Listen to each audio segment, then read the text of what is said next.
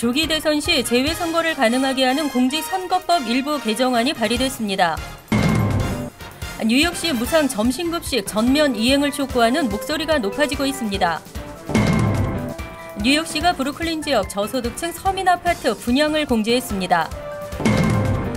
연방교육부 보조금 100만 달러가 퀸즈 칼리지에 배정됐습니다. 전국 300여 개 대학들이 다카 프로그램 유지와 확대를 위한 청원서에 서명했습니다. 이상은 이 시각 주요 뉴스입니다.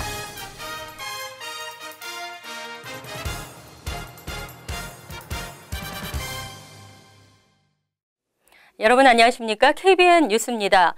박근혜 대통령 탄핵 국면이 계속되는 가운데 조기 대선 시 재외선거를 가능하게 하는 공직선거법 일부 개정안이 발의됐습니다. 민주당 심재건 의원은 평등권과 보통선거 등 헌법 정신에 맞도록 하겠다는 발의 취지를 밝혔습니다. 이보연 기자의 보도입니다. 더불어민주당 심재권 의원이 조기 대선이 치러지더라도 재외 국민이 선거에 참여할 수 있도록 하는 법 개정안을 발의했습니다. 국회 외교통일위원장인 심 의원은 현행법상 19대 대선이 조기에 치러질 경우 재외 국민들은 선거권 행사가 불가능하며 이는 평등권과 보통선거 원칙을 명시한 우리 헌법 정신에도 어긋나는 것이라고 발의 취지를 밝혔습니다. 현행 공직선거법은 대통령 권리로 인한 선거 또는 재선거에 관한 재외선거의 경우 2018년 1월 이후 최초로 그 사유가 확정된 선거부터 시행하도록 규정하고 있습니다. 비선실세 국정농단과 비리 의혹 등으로 박근혜 대통령의 탄핵 위기가 고조되는 상황.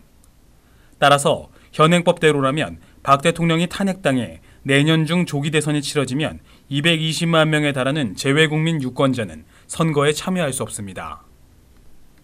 개정선거법은 해당 규정을 삭제하는 것을 골자로 언제라도 실시 사유가 확정된 경우에는 재외선거를 할 수 있게 해 재외국민 유권자의 선거권을 보장하도록 하는 내용을 담고 있습니다. 한편 재외선거는 1967년과 71년 실시됐다가 1972년 유신헌법에 의해 중단됐으며 2012년 40년 만에 부활해 18대 대선과 19대, 20대 총선에서 실시됐습니다. 18대 대선 당시 전 세계 110개국 164개 재외투표소에서 재외국민 유권자 중 7.1%인 15만 6천여 명이 투표에 참여했습니다. KBN 뉴스 이보현입니다. 무상급식 전면 이행을 촉구하는 목소리가 높아지고 있습니다. 학부모와 교사들은 현재 시행하는 부분적 무상급식이 학생들에게 수치심을 준다며 반발하고 있습니다.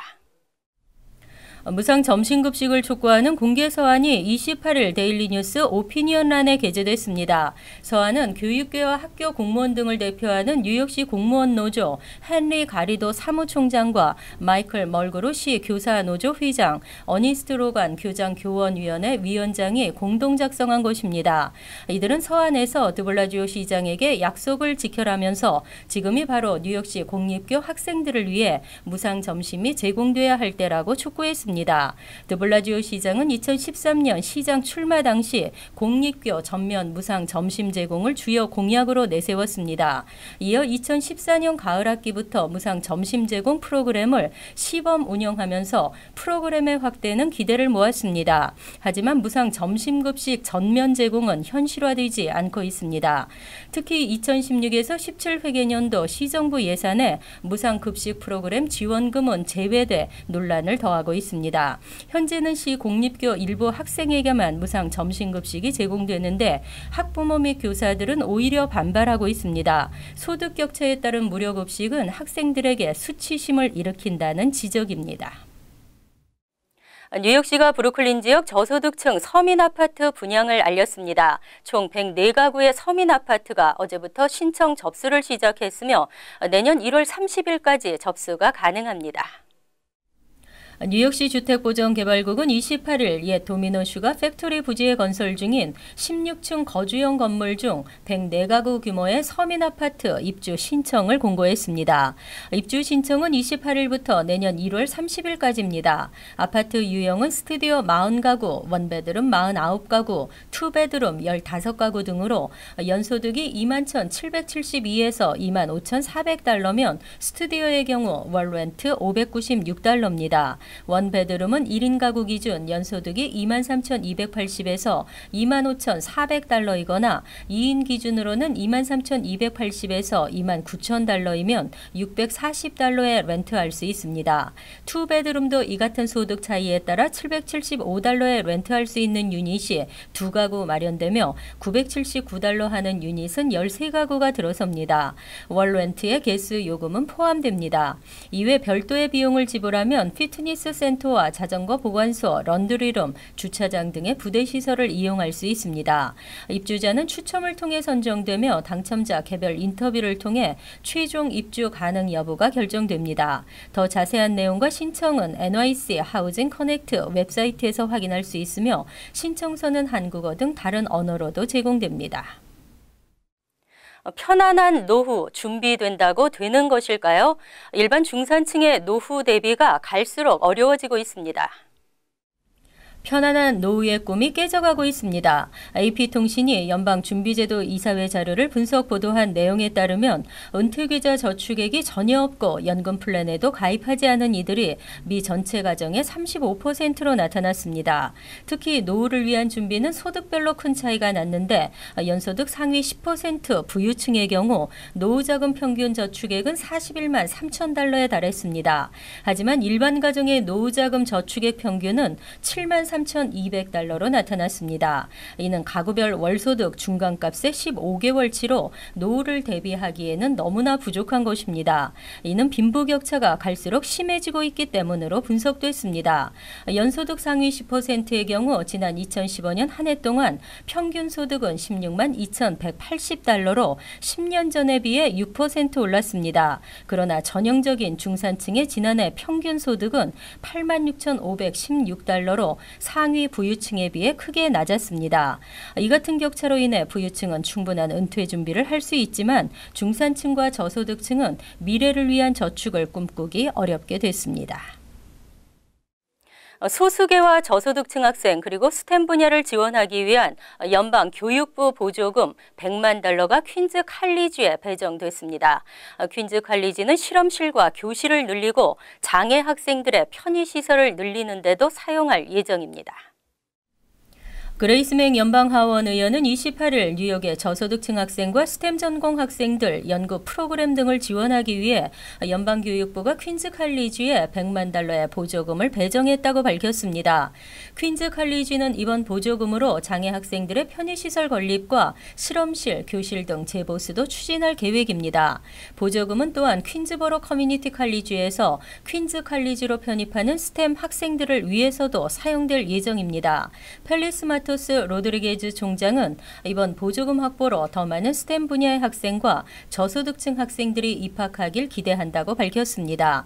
한편 트럼프 당선자는 후보 시절 저소득층 학생을 겨냥한 교육 공약을 발표하면서 지원금 규모가 학생들의 선택을 따라 이동하는 이동식 교육 지원금을 투입하겠다고 밝힌 바 있습니다. 소수계 학생들이 많이 몰리는 학교일수록 더 많은 지원금을 분배하도록 하겠다는 구상입니다.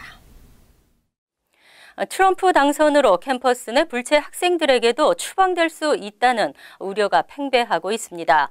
전국 300여 개 대학들이 다카 프로그램 유지와 확대를 위한 청원서에 서명했습니다. 도널드 트럼프 대통령 당선인은 취임 후 불체자 추방 및 다카 행정명령 폐지를 예고한 상태입니다.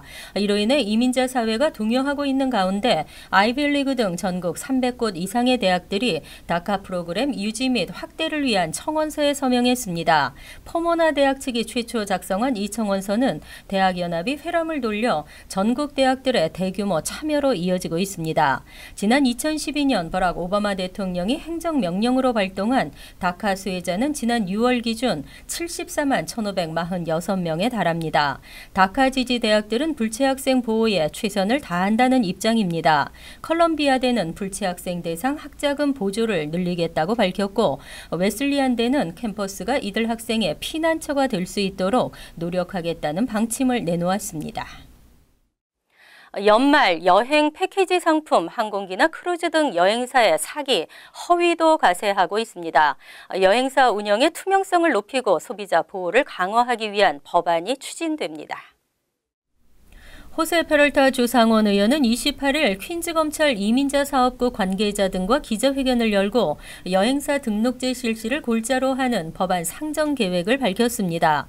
이날 공개된 법안에 따르면 뉴욕주에서 운행되는 모든 여행사는 주 내무국에 등록해야 합니다.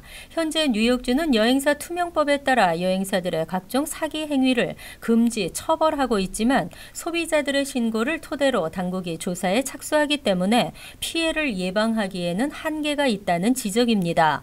법안은 여행사 운영의 투명성을 높이고 소비자 보호를 강화하는 취지에서 여행사에 대한 관리 감독을 총괄하는 주정부 부처를 지정하기로 했습니다. 여행사의 내무국 등록 수수료는 $100이며 매해 갱신 시 추가 수수료 $100가 부과됩니다.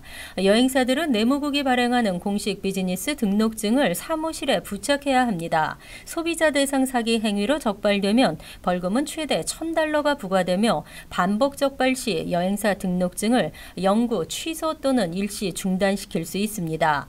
또 여행사 관련 정보를 일반인들도 검색할 수 있도록 웹사이트에 통합 게재하는 내용도 이번 법안에 포함됐습니다. 10대 청소년이 맨손으로 고층 아파트 난간에 매달려 있는 영상이 공개돼 논란을 낳고 있습니다. 영상의 주인공은 2년 전에도 원 월드 트레이드 센터에 무단 침입해 꼭대기에 매달렸던 인물입니다. 뉴저지 출신 18세의 저스틴 카스케조가 지난 4일자 유튜브와 인스타그램에 센트럴파크 사우스타워 꼭대기에 오르는 과정과 매달린 사진을 공개했습니다.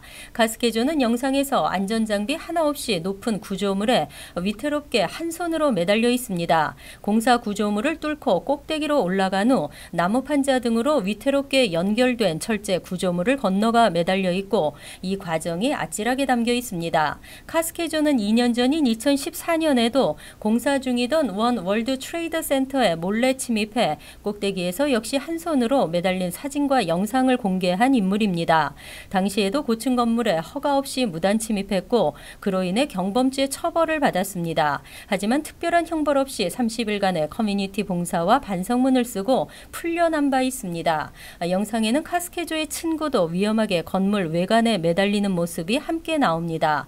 한편 센트럴파크 사우스타워 건물은 현재 공사 중으로 완공될 경우 총 66층에 950피트가 될 전망입니다.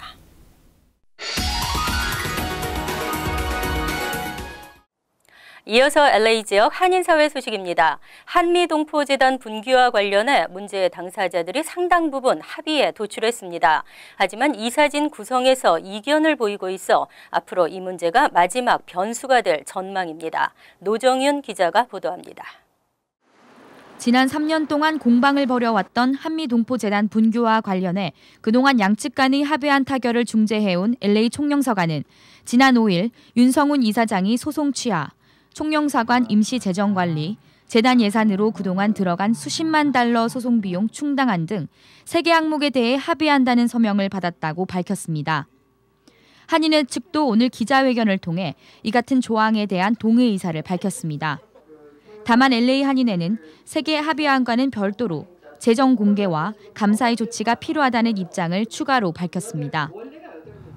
윤성훈 님도 재정 공개에 대해서는 구두로 동의를 하였습니다. 이로써 양측이 이사회 구성을 제외한 나머지 항목에 대해서는 합의를 한 것입니다. LA 한인회가 제시한 합의 내용을 윤성훈 이사장 측도 상당 부분 수용하면서 말 많고 탈도 많았던 한미동포재단 분규 사태가 다소 진전을 보였습니다. 하지만 윤성훈 이사장 측이 신임 이사장 구성안에 대해서는 수용할 수 없다는 입장을 밝혀 문제가 변수로 남았습니다. 근데 소송치와 그거보다도 제일 처음에 우리가 어떻게 이사들 배분이 제일 문제예요. 그래서 제가 항상 얘기하는 거는 그 한인회에서 한 사람도 이제 들어오지 못하는 거고 자동 이사 하나만 들어오고 그 외에는 영사관하고 저희가 그 배분을 한다 이거 있죠. 이사 구성을. 그러니까 이제 이사 구성은 더 결국 동포재단을 운영하는 신임 이사장 선출과 새로운 이사진 구성 등에 있어 LA 한인회와 윤 이사장 측이 해결점을 찾지 못할 경우 이번 사태가 또다시 장기화될 수 있을 것으로 보입니다. 한미 동포재단 분규 사태가 LA 타임즈까지 보도되면서 한인 사회에 먹칠을 하자 중재에 나섰던 LA 총영사관 또한 LA 한인회 요청에 따라 중재 역할을 잠정 중단한다고 밝혔습니다. 이번 한미 동포재단 분규 사태가 또 얼마나 지속될지 한인 사회는 우려스러운 눈길을 보내고 있습니다. TVK 뉴스 노정윤입니다. 텍사스 주내에서 전염된 것으로 보이는 지카 바이러스 감염 환자의 첫 사례가 발표됐습니다. 텍사스주 보건국은 멕시코와 국경을 접하고 있는 브라운스빌의 한 여성 주민이 지카에 걸렸으며 이 환자는 멕시코나 다른 어떤 지카 발생 지역에 여행한 적이 없는 사람이어서 지역 내 전염 사례로 보인다고 밝혔습니다. 미국 내에서 모기에 물려 지카 바이러스에 감염된 첫 사례는 지난 여름 플로리다주 마이애미 이후 처음입니다. 텍사스주의 이 여성 환자는 임신한 여성이 아니며 지난주 테스트 결과 환자의 바이러스는 모기에 의해 퍼질 수 없는 종류로 알려졌습니다. 보건당국은 지카에 감염되면 미열과 관절 통증 등 약간의 증상이 있을 수 있지만 아무런 증상이 없는 사람도 있다며 이 지역 주민들의 집을 각각 방문해 자발적인 소변 검사와 교육을 실시할 방침이며 주민들은 모기에 물리지 않도록 주의해야 한다고 조언했습니다.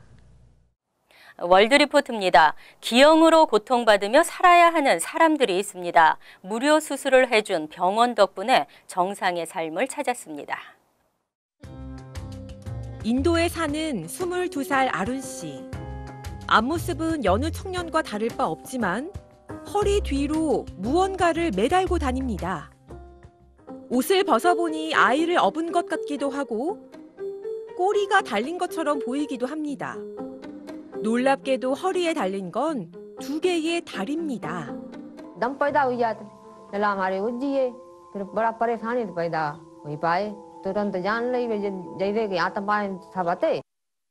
허리에 달린 2 다리 중 하나는 성장이 멈췄고 하나는 무릎이 구부러진 모양으로 굳었습니다.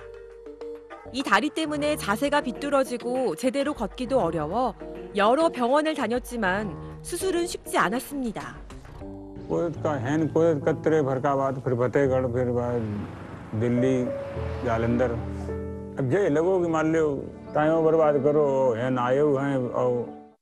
어쩔 수 없이 허리에 다리를 달고 살아온 그는 최근 소셜 미디어를 통해 도움을 호소했는데 델리의 한 병원에서 수술을 해주겠다는 반가운 소식을 전해왔습니다.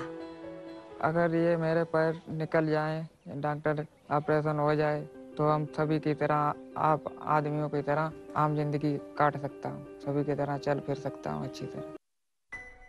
인도 비하르에 사는 디팍은 가슴에 다리를 달고 태어났습니다.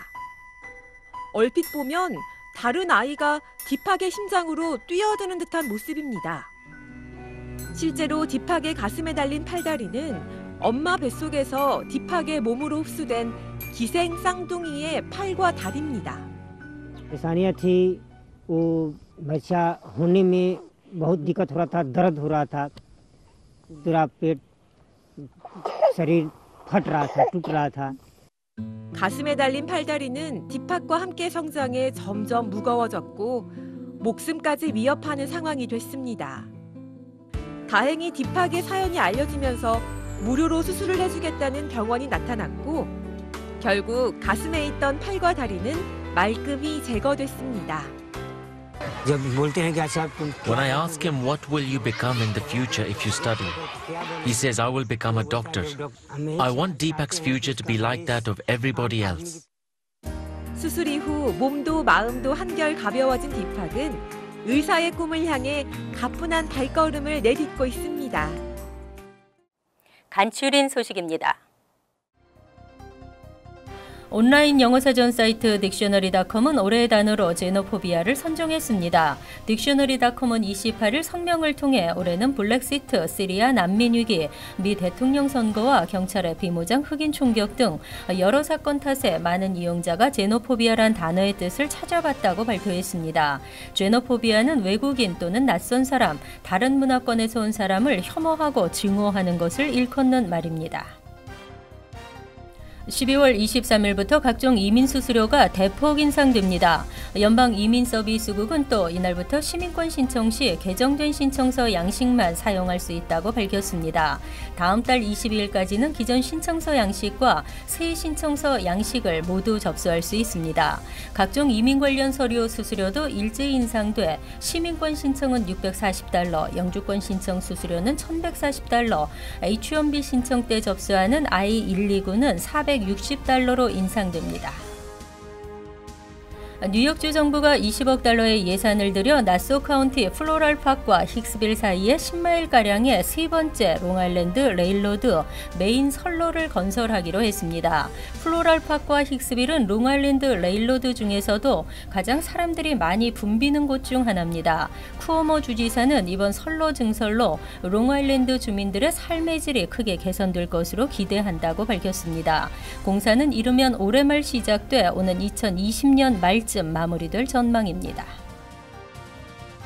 뉴욕시 교통국이 낙후된 브루클린 퀸즈 익스프레스웨이에 대해 2020년부터 5년간 17억 달러 규모의 보수 공사를 진행합니다. 1944년에 만들어진 브루클린 퀸즈 익스프레스웨이는 오랜 세월로 파톨과 울퉁불퉁한 턱들이 많아져 이로 인한 각종 교통사고가 증가하고 있습니다. 또한 브루클린 애틀랜틱 애비뉴와 샌즈 스트리트 사이 브루클린 퀸즈 익스프레스웨이에서 연결되는 21개 교량의 낙후된 도로 표면과 시설에 대한 보수 공사도 이루어집니다. 환율과 증권 소식입니다.